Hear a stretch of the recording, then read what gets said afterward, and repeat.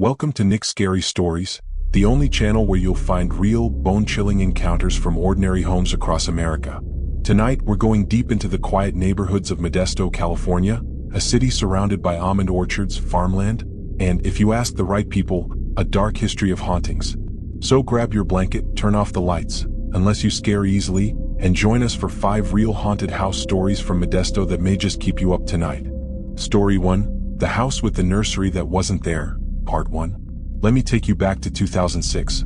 My husband, our 6-month-old daughter, and I had just moved into what we thought was our dream home, a 2-story colonial revival on the east side of Modesto, nestled between other well-kept homes and towering sycamore trees. The house was old, sure, built in the late 1940s, but it had been recently renovated, fresh paint, refinished wood floors, and the kitchen had been updated just enough to keep its charm. We were renting from a retired couple who moved to Arizona, and everything felt like it was falling into place. The day we moved in, I remember standing on the front porch, baby in arms, thinking, this is where we're going to grow as a family. I couldn't have known that something inside the house had been waiting for us. It started small, like most things do. The first few nights were quiet. Too quiet, if that makes sense. Our daughter, Ellie, would cry around 2 a.m., but when I got to her room, she'd be sound asleep again. Not fussing, not even stirring. I figured it was just me, maybe still adjusting, maybe a little stressed. But by the second week, things shifted. I was home alone during the day while my husband worked construction. Ellie had fallen asleep early in the afternoon, and I was doing laundry in the basement. That's when I heard it, over the sound of the dryer, a melody, faint and off-tune, like a child's music box. I turned the dryer off. Silence. I waited. Then I heard it again, soft and hollow, coming from upstairs. The strangest part? Ellie didn't have a music box. I went up, tiptoeing down the hall toward her room. The closer I got, the clearer it became. The tune had a sort of sadness to it, a slow, winding lullaby I didn't recognize. But when I opened the nursery door, the music stopped. Ellie was still asleep in her crib. I stood there for a moment, unsettled, and told myself I must have imagined it. That night, after dinner, I mentioned it to my husband. He chuckled and said, "Old pipes. You ever hear a radiator hiss? Sounds like a saxophone dying." I let it go. I wanted to believe him. I really did. The next incident happened a few days later. I was changing Ellie's diaper when I noticed her staring past me, not just looking but fixated. Her tiny mouth parted slightly, eyes wide, focused on something just over my shoulder. "Sweetheart," I said softly, turning around. Nothing was there. But as I turned back to her, she smiled. A wide, delighted baby grin, the kind she usually saved for her daddy. I looked again. Still nothing. I started sleeping with the hallway light on. It wasn't long before even my husband noticed something wasn't right. One night, he came downstairs around 3 a.m. and found the TV on, static blasting. He swore he turned it off before bed. Another time, he found the door to the nursery wide open, even though we always closed it before sleeping so Ellie wouldn't be disturbed by hallway light. Then something I can't explain. It was raining hard. The gutters were drumming against the siding. Ellie had been fussy that night, so I went in to rock her back to sleep. I picked her up and sat down in the rocking chair by the window. That's when I saw it. In the reflection of the darkened glass, not behind me, not outside, but within the room's mirror-like window, I saw a second rocking chair beside me, slowly creaking, with a figure in it. A woman. She wore a pale dress, hair pulled back tightly. She was cradling something, or someone, in her lap. But her eyes, they were locked onto me. I whipped around. Nothing. Just the crib, the changing table, and the one rocking chair I was sitting in. The air was so cold I could see my breath. That was the first time I told my husband, "I think the house is haunted." He didn't laugh. He just said, "Tell me everything." When I told him everything, the music box that didn't exist, the strange reflections, the open nursery door, he didn't tell me I was crazy. Instead, he got quiet. Not scared, not skeptical. Just quiet. Then he admitted something that stopped me cold. "Last night," he said, "I got up to check the back door. Thought I heard someone knock. But when I got to the hallway, I saw light coming from the nursery. Only it wasn't light. It was like this dull glow. I walked in and Ellie was asleep, but the rocking chair? It was moving. Just gently. Like someone had just stood up. That same chair. The one I saw in the window reflection. We didn't sleep that night. The next morning, I called the owners in Arizona. The husband picked up. When I asked if anything strange had ever happened in the house, he paused. Long enough that I knew what he was going to say before he even said it. Well, he began carefully, my wife didn't want me to mention this when you moved in. But back in the 80s, a woman who lived there lost her baby. It's, I think, real tragic. She kept the nursery exactly the same for years. Never changed it. The house sat empty for a while after she moved out. We bought it cheap. Renovated it. I asked if he ever heard anything strange. He hesitated again. My wife swore she heard crying once. Like a baby. But we chalked it up to the neighbors. Thin walls, right? That wasn't enough for me. I went digging. The local library had newspaper archives. I found it from 1984. A woman named Lorraine Hatcher. Infant son died suddenly. No foul play, just sudden death. She'd left the home 6 months later. But the photo in the paper chilled me. Not because it was tragic, but because Lorraine looked like the figure I saw in the rocking chair. Same tightly pulled hair. Same long face. I showed my husband. He said nothing, just nodded slowly. That night, we made a decision. We were going to bless the house. We're not particularly religious, but I grew up Catholic. I called Father Reyes from the small parish downtown. He agreed to come. When he walked into the nursery, he stopped mid-step. Didn't say a word. Just looked around, eyes lingering on the corners of the room. This space feels confused, he said. Like someone is still waiting. He sprinkled holy water. Said a prayer. And when he reached the window, he touched the pane and recoiled. Cold, he whispered, like a freezer. But the air's fine. That night, the nursery stayed quiet. No knocking. No music. No glowing reflections. But it wasn't over. A few days later, I had a dream. Or maybe it wasn't. I was standing in the nursery again, only this time it looked older. Outdated wallpaper, cracked wooden floors. There was a crib, but not Ellie's. A vintage iron one. And in the corner sat Lorraine. She held a bundle in her arms, wrapped tight in a faded blue blanket. She looked up at me. "Where is he?" she asked softly. I couldn't answer. I just shook my head. She stood, arms still cradling the bundle, and walked slowly past me. As she did, I felt something cold brush against my side. Then she was gone. I woke up sweating, breath ragged, heart pounding. The next morning, I checked Ellie's room. Everything was normal except for one thing. On the floor, beside the crib, was a small antique rattle. Not ours. Not new. Faded blue handle, cracked ivory-colored plastic. I never saw it again. It vanished later that day. But I know what I saw. We stayed in the house for 4 more months. Things calmed down, but the air in the nursery never felt right again. I kept a night light on 24/7. Never closed the door. Then one day Ellie started to talk. Just one word at first. Lorraine. My husband looked at me. "Did you say that name around her?" "No," I whispered. "Never." When we moved out the following month, I closed the nursery door for the last time. I didn't look back. I left the rocking chair behind. To this day, I check the reflections in windows before I turn away. And when my daughter asks me to sing a lullaby at night, I always choose something upbeat. Something cheerful. Because I don't want to accidentally call that song back. The one that played before Lorraine ever spoke a word. Story 2. He wasn't sleepwalking. He was following something. Location: Church Avenue, Fresno, California, 2003. Welcome back to Nick's Scary Stories, where tonight's second tale takes us to the rural edge of Fresno. A quiet stretch along Church Avenue where fields press in on the road and fog rolls low across the orchards at night. But what happened to 2 brothers inside their simple family apartment is far from peaceful. Some say sleepwalking is harmless, that your mind just wanders while your body follows.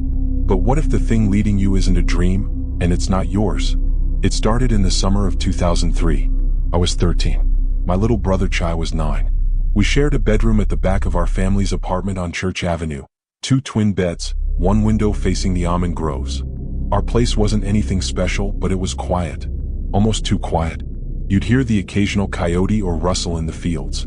But we never locked the back door, and my parents weren't the paranoid type. That changed after Chai started sleepwalking. At first it was small stuff. I'd wake up in the morning and find him curled up on the couch or on the carpet by the bathroom door.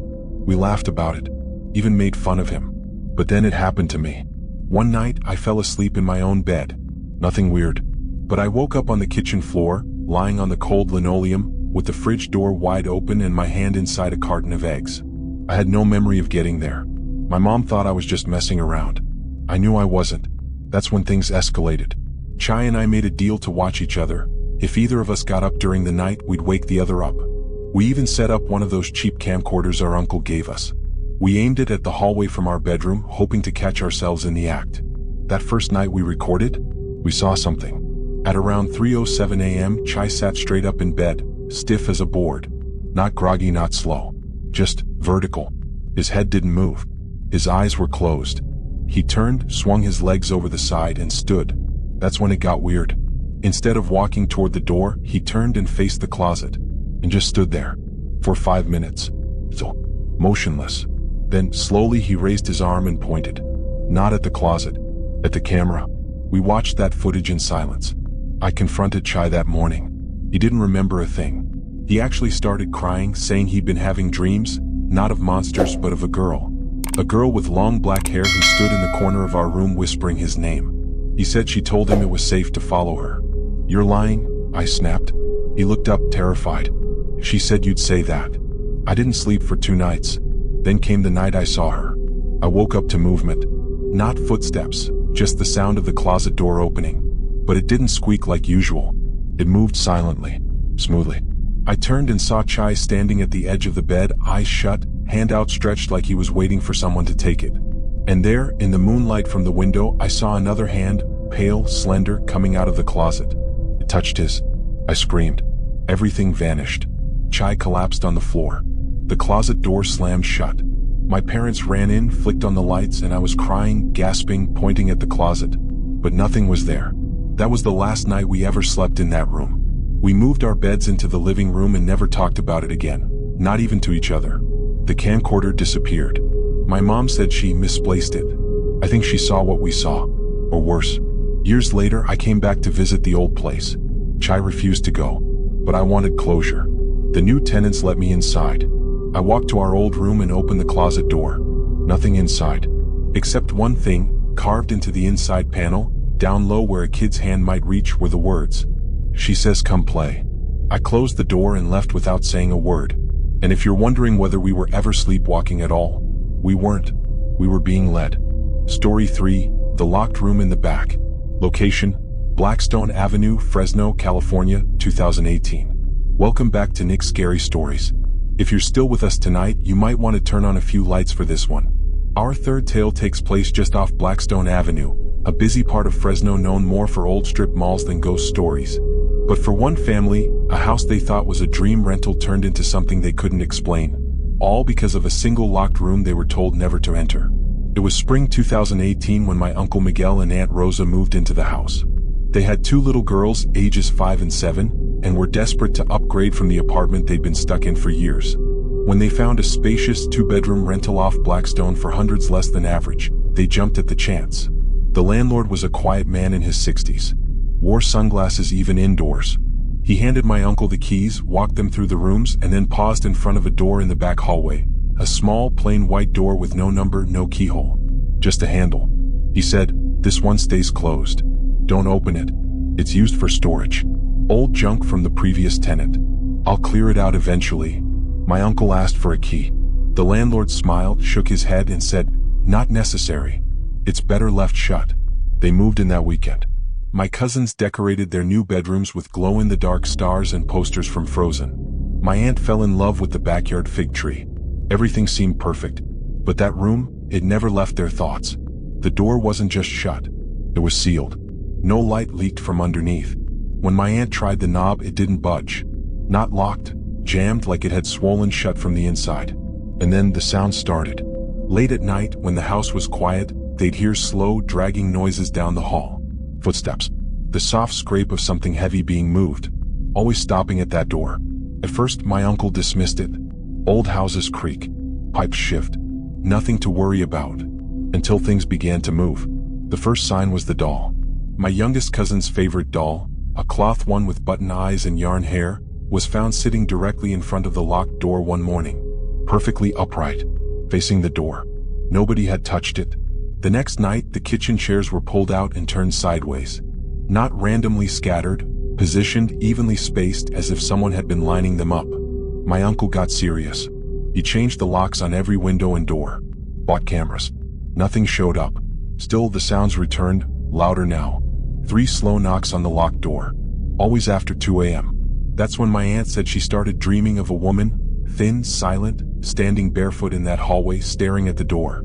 Every time she asked who she was, the woman would raise one hand and press her finger to her lips. One evening, while my uncle was working late, my aunt decided enough was enough. She called my dad, asked him to come over with his toolkit. She wanted the door opened. No more waiting on the landlord. When my dad pried it open, the wood screamed. The lock snapped. The door swung wide with a loud creak, and what they saw inside stopped them both cold. No boxes. No furniture.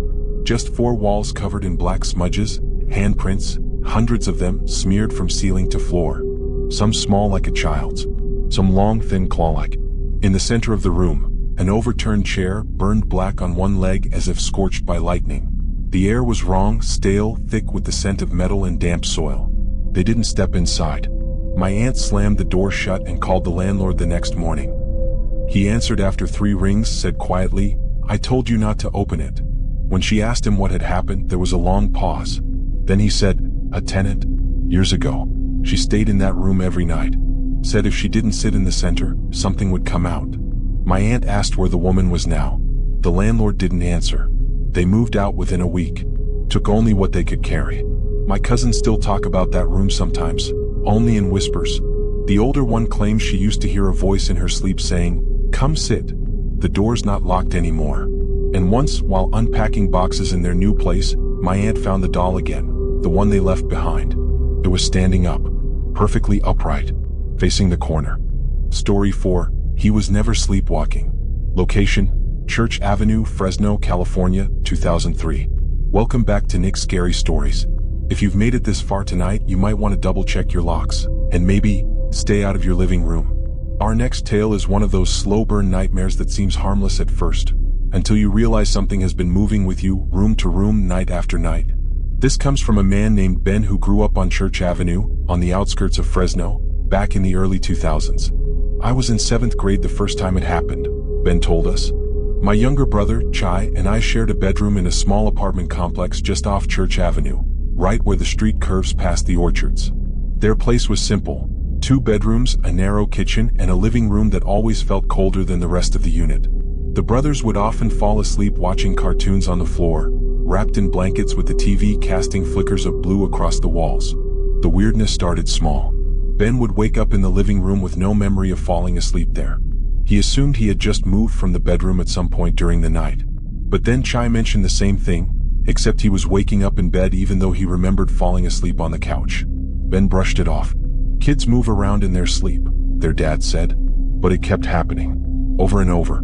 Then one night, Ben asked Chai something that made both boys go quiet. "If Dad's carrying us to bed, why would he carry us back to the living room?" They didn't sleep that night. Soon after, things escalated. One summer evening, after their parents had gone to bed, the boys stayed up watching Are You Afraid of the Dark? Chai passed out early, curled up on the floor with his teddy bear, mouth open, drooling. Ben turned off the TV and lay back on the couch. Around 2:30 a.m., Ben woke up. No sound. No movement. Just that feeling, like someone was watching him. He slowly sat up and looked toward Chai, who was still lying there. But then Chai started to giggle in his sleep. Not a laugh, a soft, breathy giggle like something was whispering in his ear. Then he sat up, fast, straight up from lying down, not like a person pushing themselves up with their arms, but like a puppet being yanked by a string. His head stayed tilted down, hair covering his face. Then, without opening his eyes, he stood. Ben whispered, "Chai?" No response. Chai walked to the hallway, silent, barefoot. Ben followed, cautious. Chai turned into the kitchen, opened a drawer, paused, then walked to the bathroom. A few seconds later, he stepped into the shared bedroom and laid down in his bed. Ben peeked around the corner. The blanket was pulled up. The room was still. He let out a breath. Okay, he's just sleepwalking.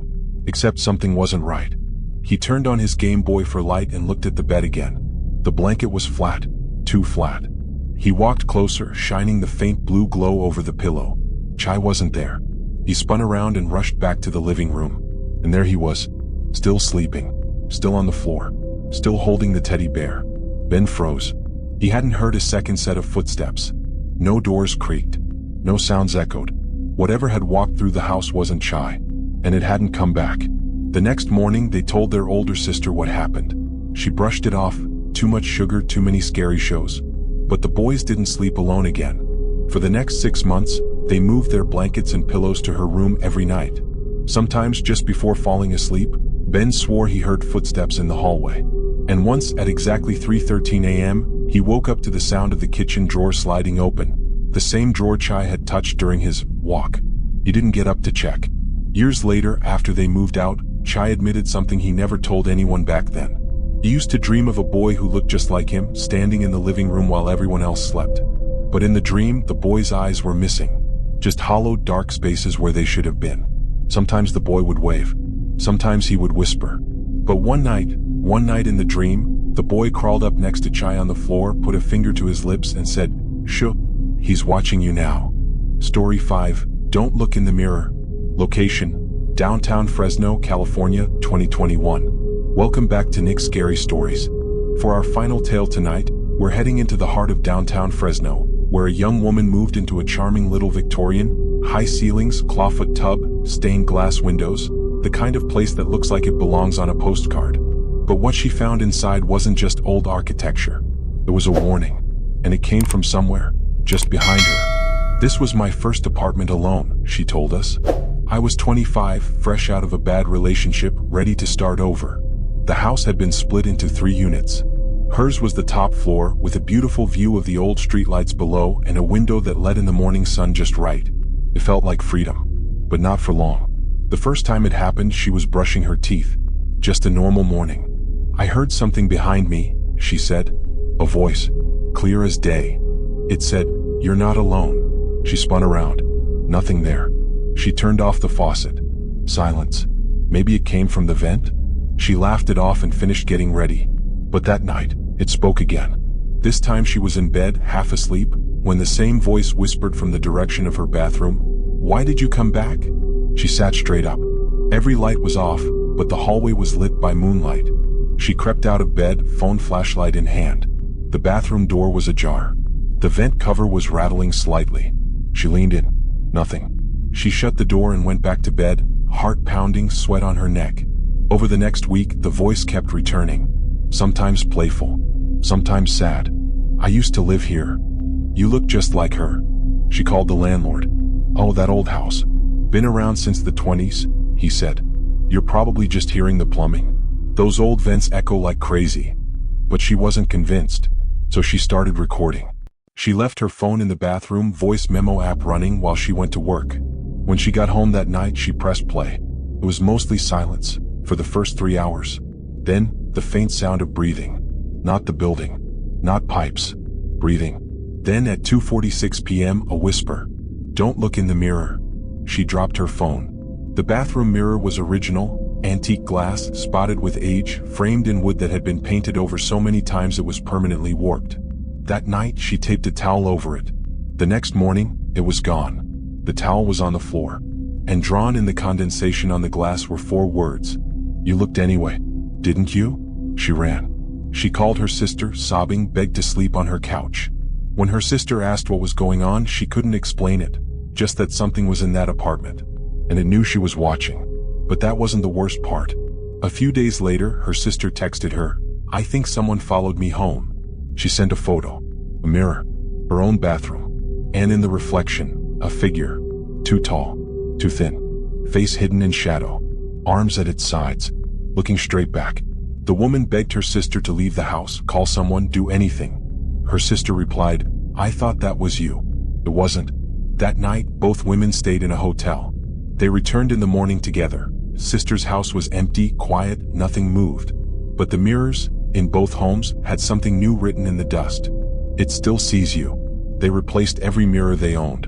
And for a while it stopped. Until a week ago, when she walked past a shop downtown, caught her reflection in the window, and it didn't move. Her reflection stood still and smiled.